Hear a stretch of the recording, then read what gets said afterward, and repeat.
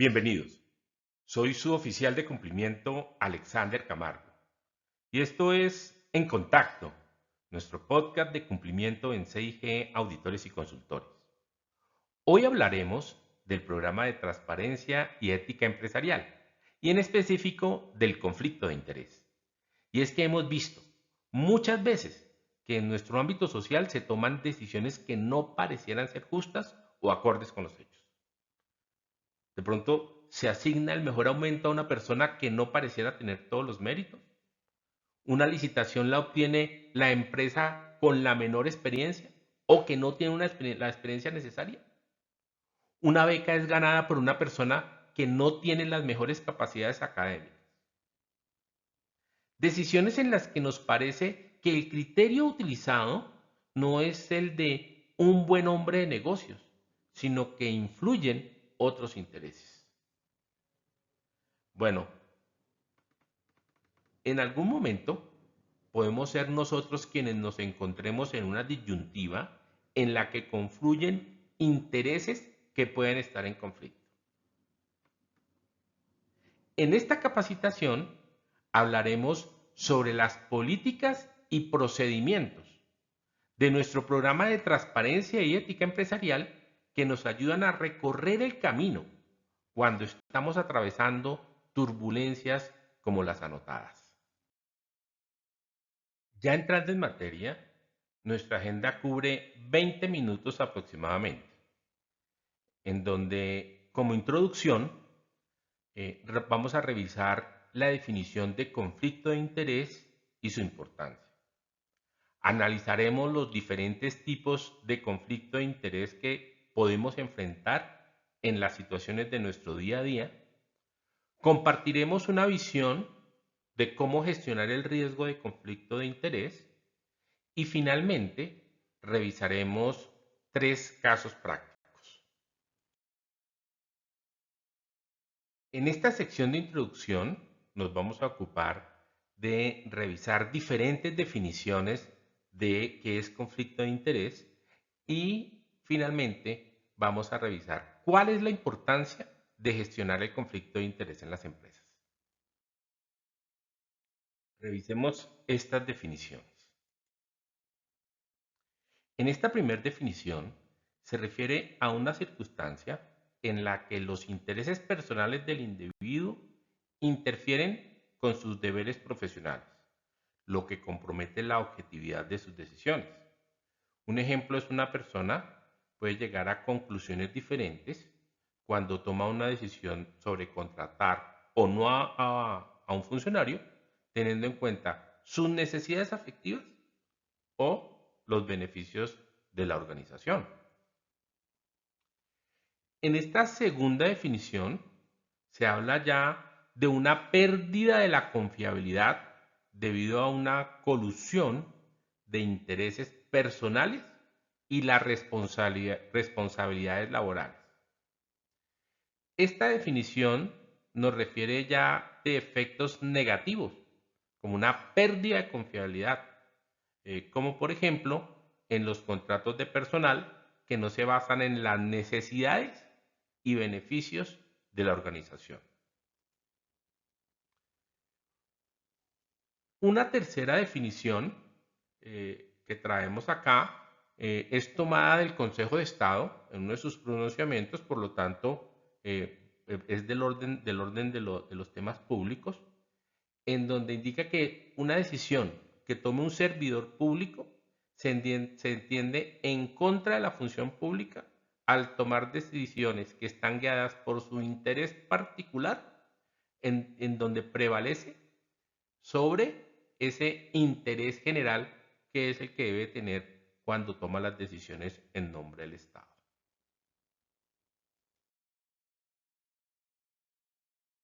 Para explicar la importancia de gestionar los conflictos de interés en las organizaciones, permítame hacer una alegoría con un mapa, un camino y una montaña. Pensemos que estas políticas son como un mapa que le permite a la organización entender y gestionar los conflictos de interés. Situación que es necesaria para mantener la integridad y la confianza de cualquier organización. Segundo término, gestionar el conflicto de interés permite la transparencia, integridad y la honestidad de los empleados y servidores públicos, reduciendo a la vez algunos riesgos de corrupción de la función pública. Por lo que este es el camino que debemos seguir cuando estamos desempeñando nuestras funciones. En tercer lugar, el conflicto de interés erosiona la cultura de cumplimiento y anticorrupción de una organización, por lo que la gestión de riesgo del conflicto de interés es necesaria para mantener la solidez de las organizaciones.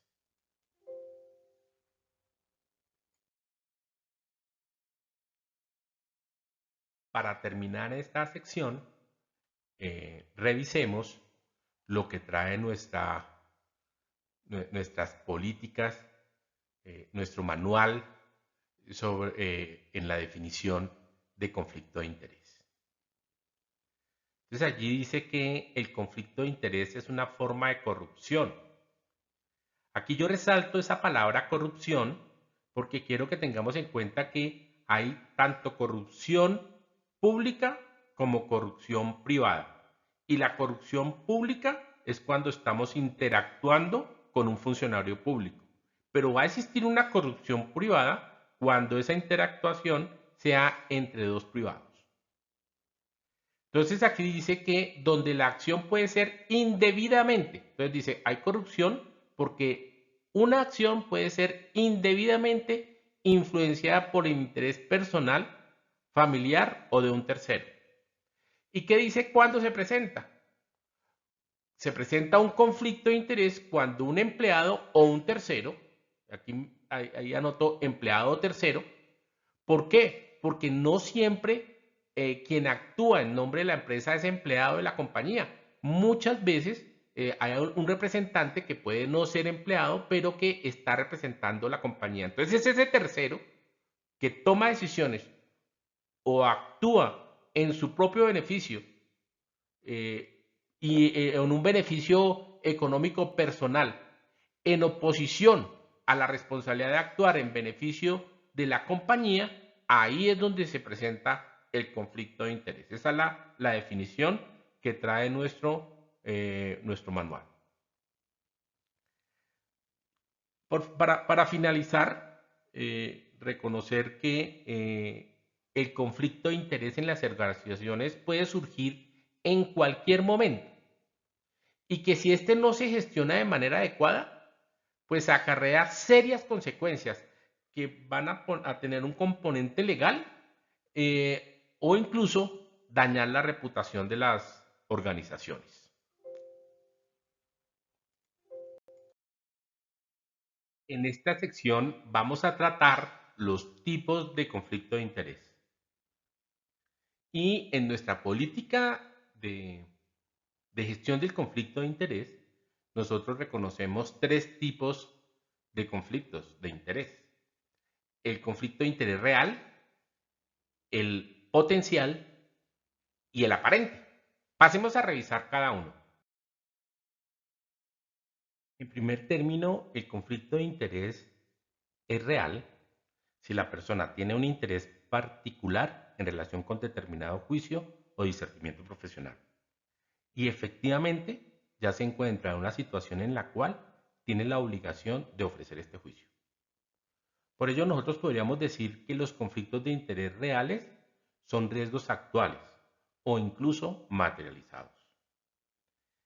Es decir, que se presenta un conflicto de interés real cuando los intereses personales afectan directamente las decisiones profesionales. Miremos un ejemplo.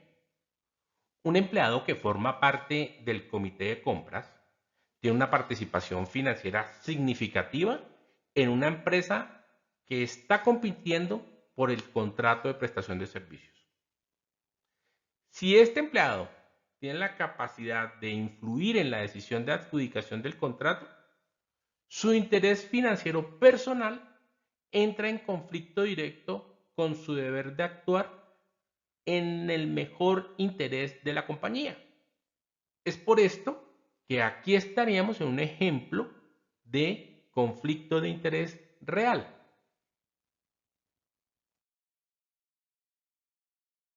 Ahora bien,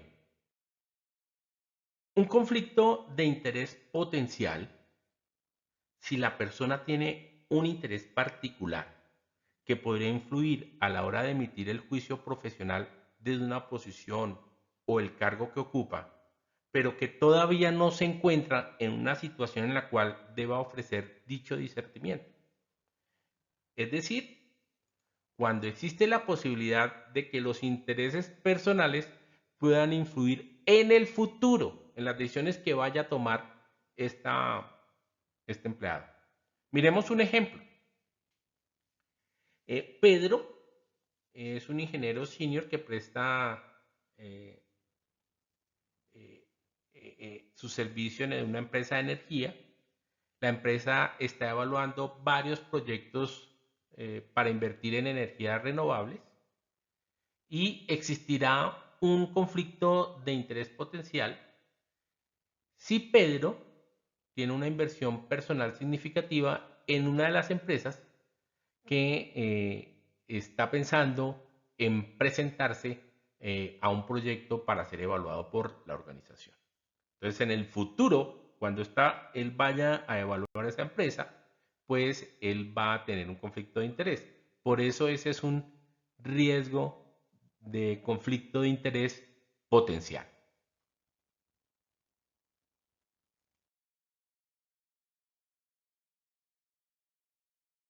En siguiente, para finalizar este tema, un conflicto de interés es meramente aparente cuando la persona no tiene un conflicto de interés ni real ni potencial. Pero un tercero podría llegar a concluir de una manera razonable y aunque fuese solo tentativamente, que sí tiene ese conflicto. Es decir, cuando parece haber un conflicto de interés, aunque el mismo no existe. En la literatura encontré dos ejemplos que quiero compartir con ustedes para que lo analicemos. El primero es un profesor universitario que evalúa las solicitudes de becas y tiene una amistad cercana con uno de los solicitantes. Aunque el profesor puede ser completamente imparcial, la relación podría hacer que otros cuestionaran la imparcialidad en el proceso de evaluación. El siguiente es más claro y es un representante legal de una empresa que gana una licitación como proveedor, con la particularidad de que el representante legal de la empresa contratante tiene el mismo apellido del presidente del comité de compras que asignó la contratación. Aunque a todas luces estas dos personas no estén emparentadas, sí se podría menoscabar la transparencia del proceso si algunos terceros pudieran indicar que en esa decisión se presentó una relación de nepotismo.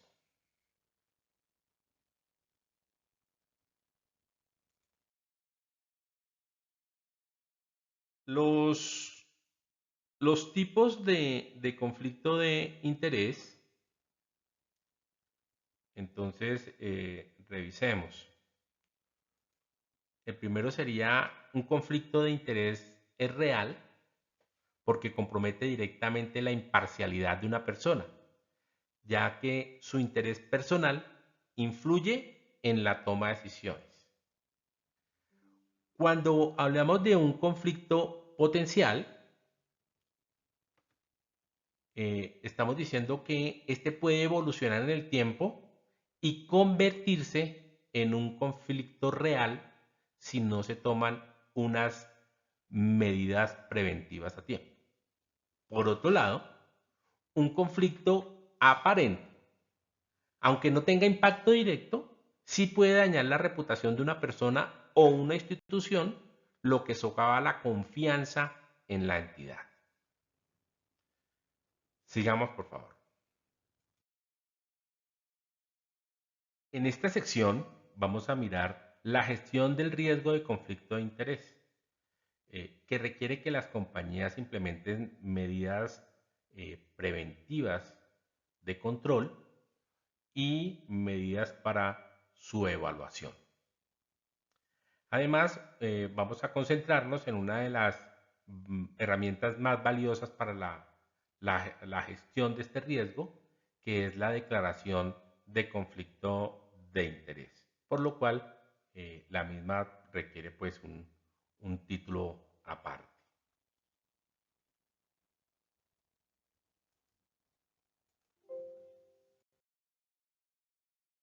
La prevención del riesgo de conflicto de interés requiere de políticas claras, transparencia y formación continua.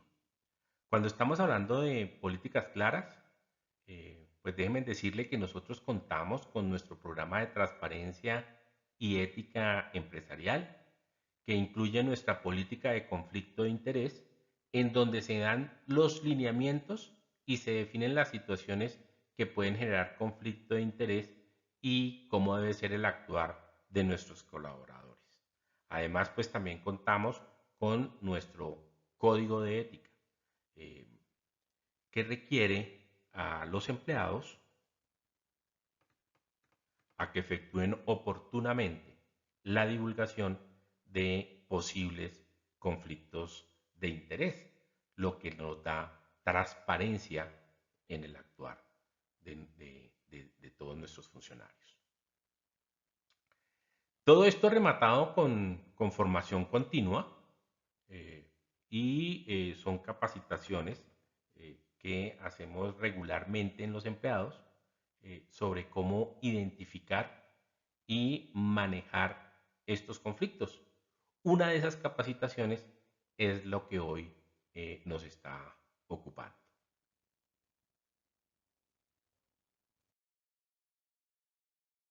La evaluación de los conflictos de interés requiere de la designación de un responsable. En nuestro caso, el oficial de cumplimiento, la dirección involucrada o incluso la gerencia. En cuanto a la integridad, nosotros somos requeridos a evaluar el 100% de las situaciones que son reportadas como conflicto de interés. Para atender estos riesgos, eh, cuando se presentan, digamos, una de las herramientas que tenemos es reasignar roles, responsabilidades, revisar cómo son las líneas de reporte. eh, y si no logramos encontrar una forma para gestionar este riesgo, pues la recomendación que siempre estamos dando es abstenernos de la actividad que genera el conflicto. Un ejemplo de reasignación de funciones para evitar el conflicto de interés es, supongamos, una empresa en donde el gerente de recursos humanos reporta al vicepresidente de la misma empresa. Pero en este caso particular, ellos dos son familiares cercanos. Esto lógicamente podría generar un conflicto de interés en decisiones clave, como promociones, despidos, aumentos salariales, lo que puede favorecer a ciertos empleados de una manera injusta. Para revisar estos temas, digamos, una de las cosas que se puede hacer es reasignar para mitigar el riesgo de conflicto. Entonces, que el gerente de recursos humanos pase de pronto a reportar directamente al director de operaciones, asegurando pues así una supervisión más imparcial. El beneficio de esta reasignación es pues que, que este cambio va a garantizar que las decisiones de recursos humanos sean más objetivas y estén basadas en méritos, evitando de pronto sesgos profesionales. Otro ejemplo es un gerente de compras que reporte directamente al director financiero. Y este director financiero también participa en la selección de proveedores. Esto puede generar un conflicto de interés, ya que el director financiero podría influir en las decisiones de compra en beneficio ya sea propio o de terceros. Entonces, reasignar para mitigar el conflicto, en lugar de reportar al director financiero, el gerente de compras puede pasar a depender directamente del CEO. Además, esto establece una revisión independiente de las decisiones de compra por parte del área de auditoría interna y se implemente un comité de compras con representación de múltiples áreas para garantizar pues mayor transparencia. El beneficio de la resignación en este caso es esta nueva estructura va a reducir la posibilidad de influencia indebida y garantiza que las decisiones de compra sean evaluadas de una manera objetiva y transparente. La declaración de conflicto de interés, como ya lo indicamos, es uno de nuestros controles básicos más importantes en la gestión de este riesgo y por lo tanto debe ser efectuada por el 100% de nuestros colaboradores. Para esto nosotros contamos con un formato que es el PTEEFOR 0315, en donde vamos a documentar estas declaraciones. Este formato debe ser diligenciado, como digo, por el 100% de los empleados. Como estamos indicando acá, se debe actualizar cada 2 años. Pero además de este formato, se debe hacer una comunicación a recursos humanos o al oficial de cumplimiento cuando usted identifique cualquier conflicto de interés personal, cuando usted está tratando con un tercero, llámese proveedor, llámese cliente, llámese agente, llámese distribuidor.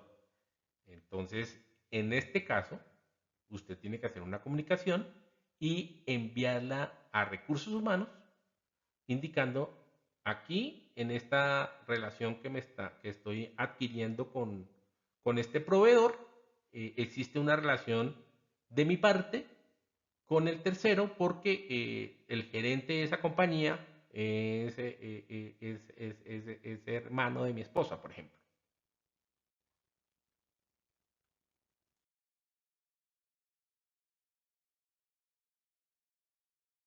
Como conclusión, podemos indicar que gestionar el conflicto de interés tiene ventajas para las organizaciones. Una es una mejora en la reputación corporativa, porque con esto se demuestra un compromiso con la ética y la transparencia, lo que en últimas va a fortalecer la confianza de clientes, empleados y demás partes interesadas. Va a haber una reducción de los riesgos legales porque se ayuda a prevenir sanciones derivadas de incumplimiento normativo. Se establecen procedimientos claros para identificar y mitigar los riesgos de conflicto de interés. Un aumento de la transparencia que permite tomar decisiones más claras y responsables, lo que puede mejorar la calidad de la gobernanza y la toma de decisiones dentro de la organización. Por último, traigo fortalecimiento de la cultura organizacional porque se van a promover valores éticos, conductas alineadas con la misión y la visión de la empresa, lo que puede mejorar el ambiente laboral y la moral de los empleados. En esta última sección vamos a mirar unos ejemplos, unos casos prácticos que son tomados de la vida real pero cualquier parecido con la fantasía son pura coincidencia. Entonces, uno es la asignación de visitas, otro se denomina la contratación del consultor y el último caso que vamos a mirar se llama la licitación de proveedores. Revisemos pues. En este primer ejemplo que se llama la asignación de visitas, aquí les presento a Roberto. Él es el jefe o supervisor de mantenimiento de una empresa de servicios. Como ven ustedes, él es el responsable de asignar las visitas de mantenimiento preventivo y correctivo de los clientes. ¿Cuál es el conflicto que se le presenta a Roberto? Roberto tiene un amigo muy cercano que es dueño de una empresa que también ofrece servicios de mantenimiento. Este amigo le pide a Roberto que le asigne más visitas de mantenimiento para que su empresa pues, pueda aumentar los ingresos. Ahí está planteado el conflicto. Entonces ahora, ¿cómo actúa Roberto? Roberto se da cuenta que acceder a la solicitud de su amigo lo compromete en cuanto a su integridad y la integridad del proceso de asignación de visitas. Además, esto puede afectar negativamente a otros proveedores que también utilizan estos servicios de mantenimiento. Por lo que decide informar a su superior sobre la solicitud de su amigo y en conjunto se decide que Roberto se retire del proceso de toma de decisiones relacionadas con la asignación de mantenimiento. La empresa establece un sistema de asignación basado en criterios objetivos y transparentes, como la urgencia de las necesidades de mantenimiento y la disponibilidad de personal. Y gracias a la acción de Roberto, se mantiene la equidad en la asignación de visitas y se refuerza la confianza en la gestión del departamento de mantenimiento. En este ejemplo, que se denomina la contratación del consultor, les quiero presentar a Camila. Camila es la gerente de recursos humanos y ella fue autorizada por la junta directiva para contratar un consultor que le ayude a mejorar el ambiente laboral de la compañía. ¿Cuándo se presenta el conflicto? El conflicto es porque Camila está considerando contratar a su primo, que es un consultor del área de recursos humanos que cuenta con inmejorables recomendaciones y logros en el sector. Aquí está planteado el conflicto. ¿Cómo actúa Camila? Camila informa a la junta directiva sobre su relación familiar y se abstiene de participar en la decisión de contratación. La junta decide abrir un proceso de licitación transparente y competitivo, en el que finalmente se contrata el consultor con la mejor postura y la empresa mejora significativamente en sus procesos de recursos humanos. La acción de Camila es vista como un ejemplo de integridad y profesionalismo. En este último caso que se llama la licitación de proveedores, les quiero presentar a Laura. Laura es la directora de compras y la empresa donde trabaja está en un proceso de seleccionar un nuevo proveedor de materias primas. ¿Dónde está el conflicto? Esta capacitación no termina aquí, sino que tiene unos pasos adicionales que están dados con unas lecturas sugeridas. El numeral 5.9 del manual del programa de transparencia y ética empresarial, el numeral 414 del código de ética y lógicamente nuestra política de conflicto de interés para dilucidar ahí sí todas las dudas que nos comienzan a surgir en la medida que profundicemos sobre el tema. Con esto, responder la evaluación de conocimientos y diligenciar el formato de declaración de conflicto de interés.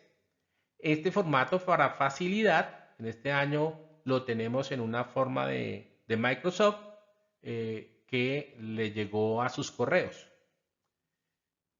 Para terminar, ahora sí, les agradezco mucho su atención, que estén muy bien, muchas gracias.